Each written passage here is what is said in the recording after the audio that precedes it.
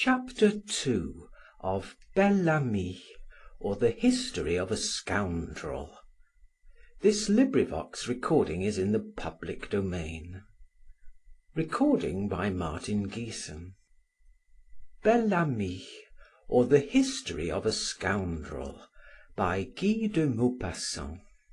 Translator unknown. Chapter 2. Madame Forestier. Where does Monsieur Forestier live? Third floor on the left, said the porter pleasantly, on learning Duroy's destination. Georges ascended the staircase. He was somewhat embarrassed and ill at ease. He had on a new suit, but he was uncomfortable. He felt that it was defective. His boots were not glossy. He had bought his shirt that same evening at the Louvre for 4 francs 50. His trousers were too wide and betrayed their cheapness in their fit, or rather misfit, and his coat was too tight. Slowly he ascended the stairs, his heart beating, his mind anxious. Suddenly, before him stood a well-dressed gentleman staring at him. The person resembled Duroy so close that the latter retreated, then stopped, and saw that it was his own image reflected in a pier-glass. Not having anything but a small mirror at home, he had not been able to see himself entirely, and had exaggerated the imperfections of his toilette. When he saw his reflection in the glass, he did not even recognize himself. He took himself for someone else, for a man of the world, and was really satisfied with his general appearance.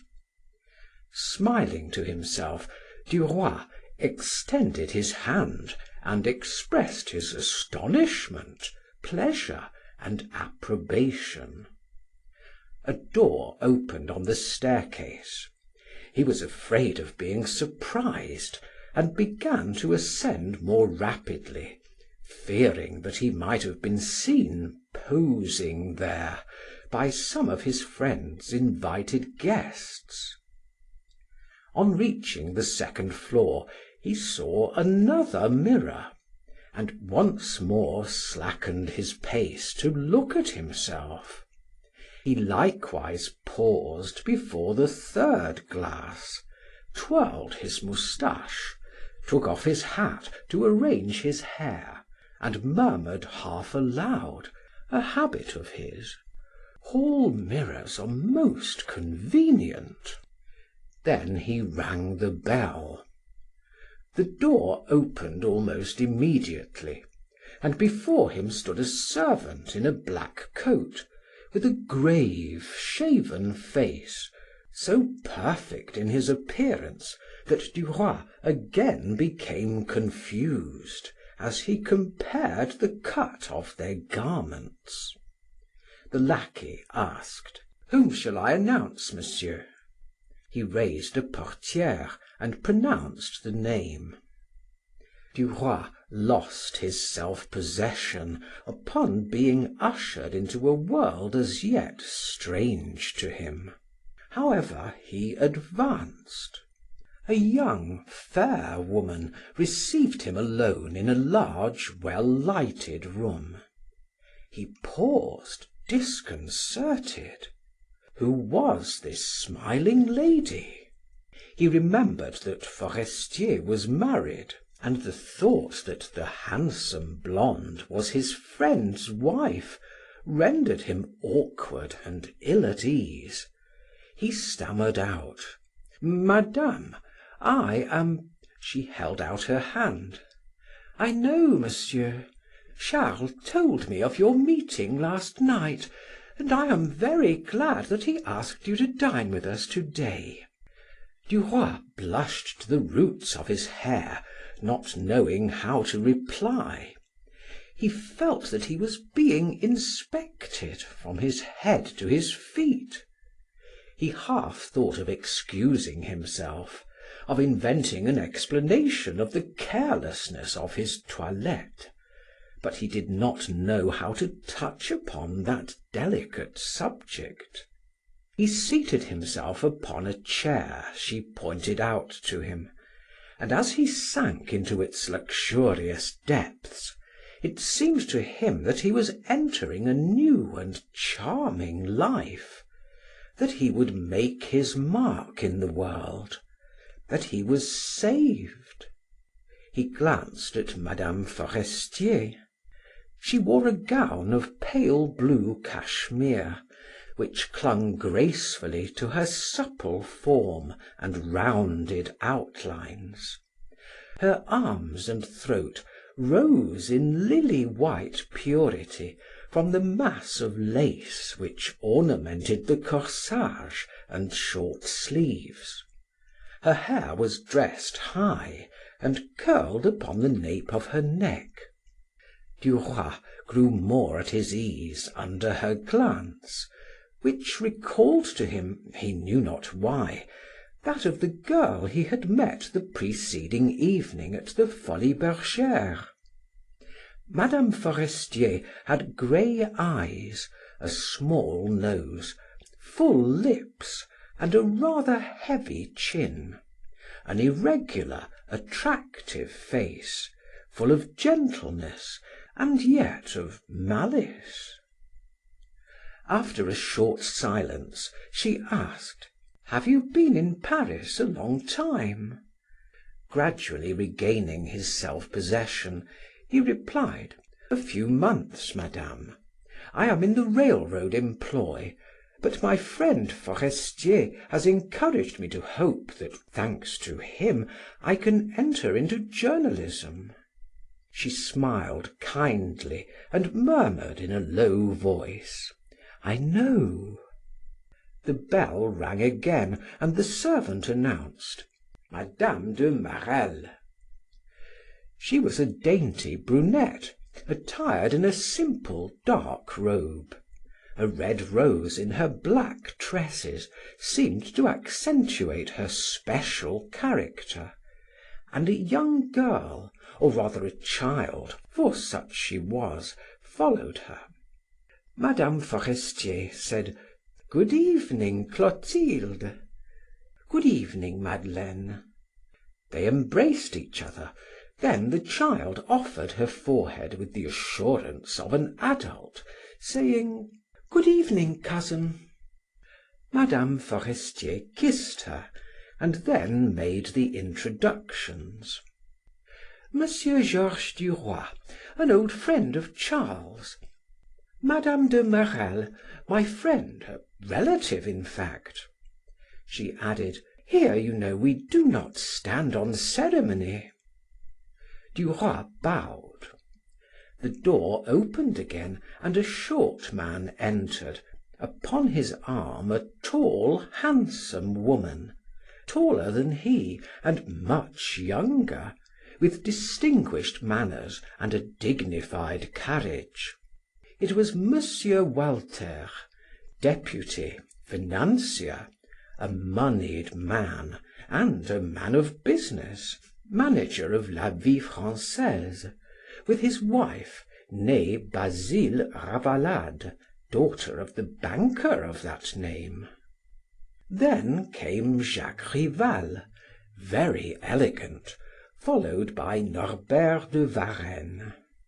The latter advanced with the grace of the old school, and taking Mme. Forestier's hand, kissed it, his long hair falling upon his hostess's bare arm as he did so. Forestier now entered, apologizing for being late; he had been detained. The servant announced dinner, and they entered the dining room. Duroy was placed between Mme. de Marelle and her daughter. He was again rendered uncomfortable for fear of committing some error in the conventional management of his fork, his spoon, or of his glasses, of which he had 4. Nothing was said during the soup. Then Norbert de Varenne asked a general question. "Have you read the Gautier case? How droll it was!" Then followed a discussion of the subject in which the ladies joined. Then a duel was mentioned, and Jacques Rival led the conversation. That was his province. Duroy did not venture a remark, but occasionally glanced at his neighbor. A diamond upon a slight golden thread depended from her ear.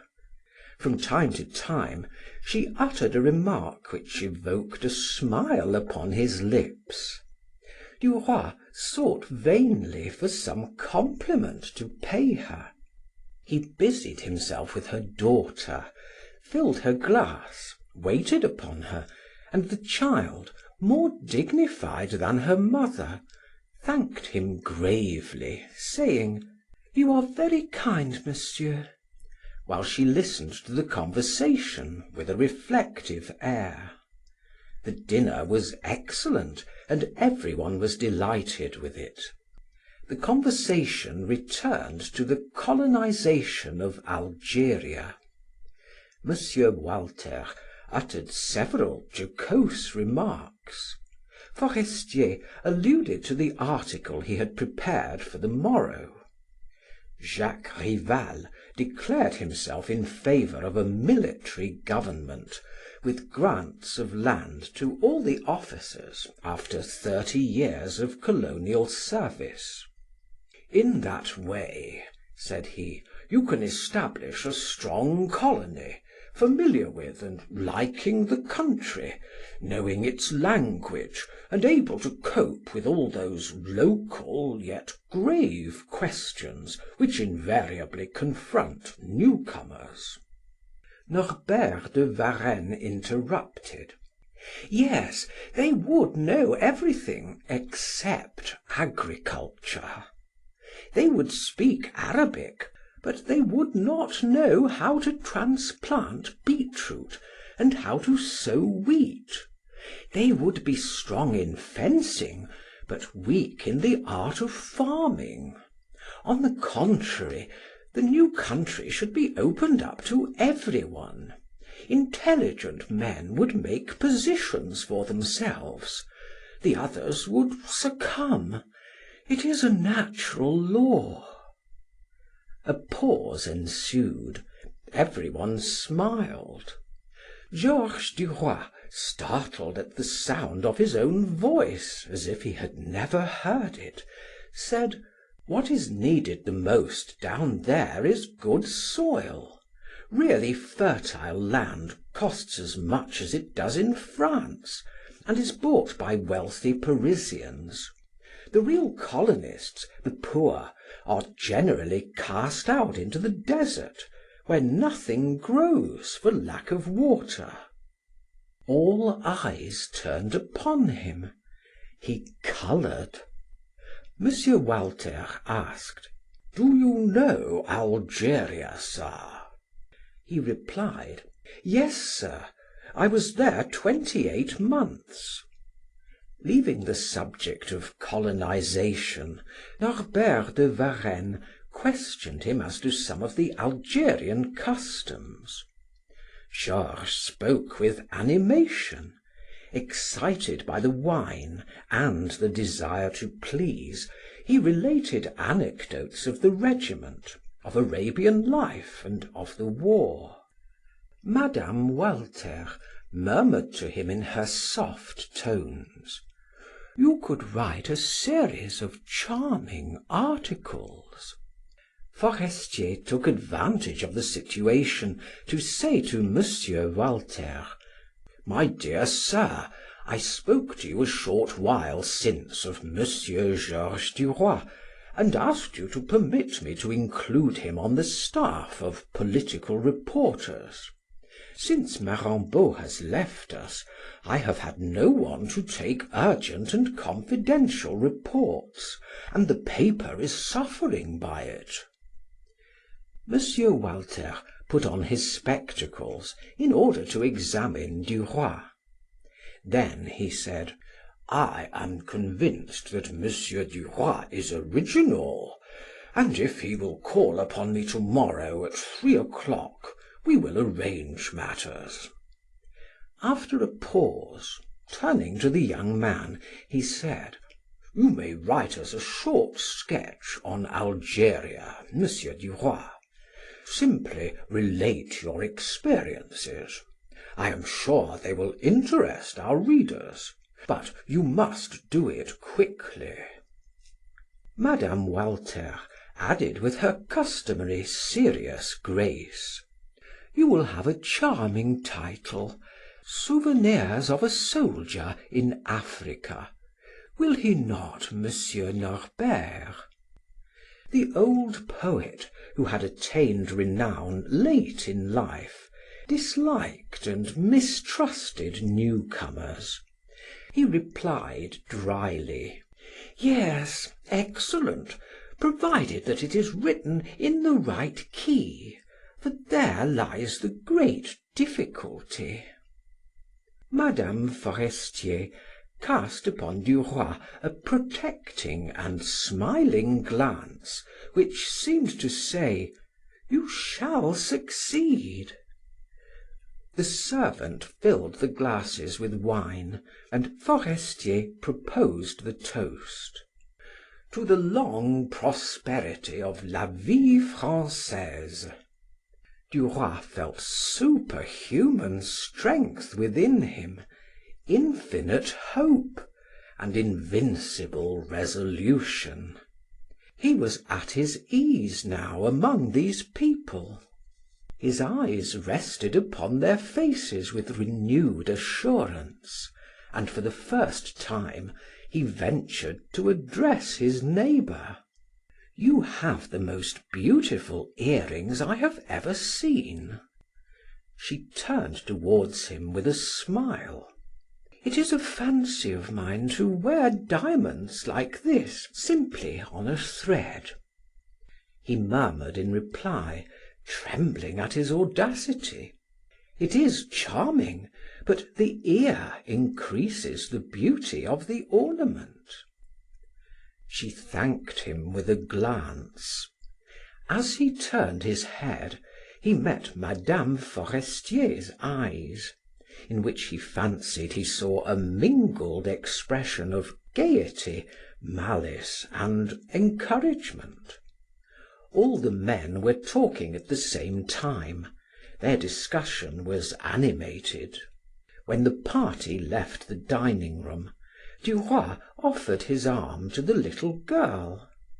She thanked him gravely, and stood upon tiptoe in order to lay her hand upon his arm. Upon entering the drawing room, the young man carefully surveyed it. It was not a large room, but there were no bright colors, and one felt at ease. It was restful. The walls were draped with violet hangings, covered with tiny embroidered flowers of yellow silk. The portieres were of a grayish blue, and the chairs were of all shapes, of all sizes. Scattered about the room were couches and large and small easy chairs, all covered with Louis XVI brocade, or Utrecht velvet, a cream colored ground with garnet flowers. "Do you take coffee, Monsieur Duroy?" Mme. Forestier offered him a cup, with the smile that was always on her lips. "Yes, madame, thank you." He took the cup, and as he did so, the young woman whispered to him: "Pay Mme. Walter some attention." Then she vanished before he could reply. First he drank his coffee, which he feared he should let fall upon the carpet. Then he sought a pretext for approaching the manager's wife and commencing a conversation. Suddenly he perceived that she held an empty cup in her hand, and as she was not near a table, she did not know where to put it. He rushed toward her. "Allow me, madame." "Thank you, sir." He took away the cup and returned. "If you but knew, madame, what pleasant moments La Vie Francaise afforded me when I was in the desert! It is indeed the only paper one cares to read outside of France. It contains everything." She smiled with amiable indifference as she replied: "Monsieur Walter had a great deal of trouble in producing the kind of journal which was required." They talked of Paris, the suburbs, the Seine, the delights of summer, of everything they could think of. Finally, M. Norbert de Varenne advanced, a glass of liqueur in his hand, and Duroy discreetly withdrew. Mme. de Marelle, who was chatting with her hostess, called him. "So, sir," she said bluntly, "you are going to try journalism?" That question led to a renewal of the interrupted conversation with Mme. Walter. In her turn, Mme. de Marelle related anecdotes, and becoming familiar, laid her hand upon Duroy's arm. He felt that he would like to devote himself to her, to protect her, and the slowness with which he replied to her questions indicated his preoccupation. Suddenly, without any cause, Mme. de Marelle called: "Laurine!" and the girl came to her. "Sit down here, my child. You will be cold near the window." Duroy was seized with an eager desire to embrace the child, as if part of that embrace would revert to the mother. He asked in a gallant yet paternal tone: "Will you permit me to kiss you, mademoiselle?" The child raised her eyes with an air of surprise. Mme. de Marelle said with a smile: "Reply." "I will allow you to day, monsieur, but not all the time." Seating himself, Duroy took Laurine on his knee and kissed her lips and her fine wavy hair. Her mother was surprised. "Well, that is strange. Ordinarily she only allows ladies to caress her. You are irresistible, monsieur." Duroy colored, but did not reply. When Mme. Forestier joined them, a cry of astonishment escaped her. "Well, Laurine has become sociable. What a miracle!" The young man rose to take his leave, fearing he might spoil his conquest by some awkward word. He bowed to the ladies, clasped and gently pressed their hands, and then shook hands with the men. He observed that Jacques Rival's was dry and warm, and responded cordially to his pressure. Norbert de Varenne's was moist and cold, and slipped through his fingers. Walter's was cold and soft, without life, expressionless. Forestier's fat and warm. His friend whispered to him: "To morrow at 3 o'clock. Do not forget." "Never fear." When he reached the staircase, he felt like running down, his joy was so great. He went down 2 steps at a time, but suddenly on the second floor, in the large mirror, he saw a gentleman hurrying on, and he slackened his pace, as much ashamed as if he had been surprised in a crime. He surveyed himself some time with a complacent smile, then taking leave of his image, he bowed low, ceremoniously, as if saluting some grand personage. Chapter 3 in Haslemere, Surrey.